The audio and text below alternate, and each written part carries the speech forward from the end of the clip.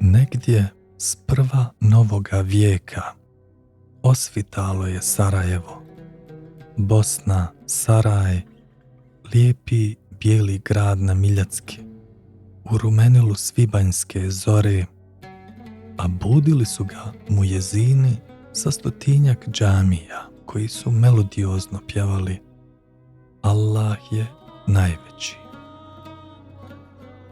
Kroz jutarnju polumaglu stizali su vjerni Sarajlije u džamijska predvorja.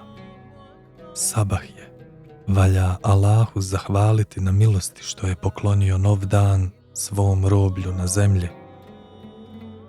I crkve su zvonjavom pozivale na jutarnju molitvu, pa su i kršćani i hrišćani ulazili tiho u svoje bogomolje.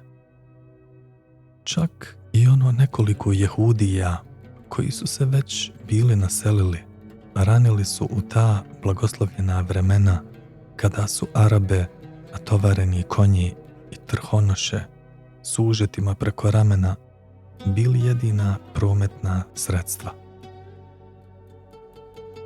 Kese, dukati, jaspre i groši bili su u ta sretna vremena novci, a sve knjigovodstvo svodilo se na prosti raboš i kredu.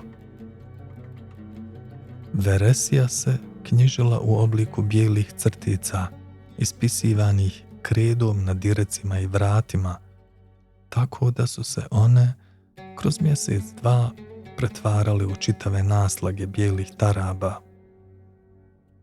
Ipak su i dužnik i vjerovnik uvijek znali čistu kontu i bili zadovoljni svojim trgovanjem. Dužan si mi 19,1 groš. Ili Još 3 dukata, pa smo se naravnali. Ili 2 kese, brate, pa smo se naravnali za kuću. Neka bude tvoja.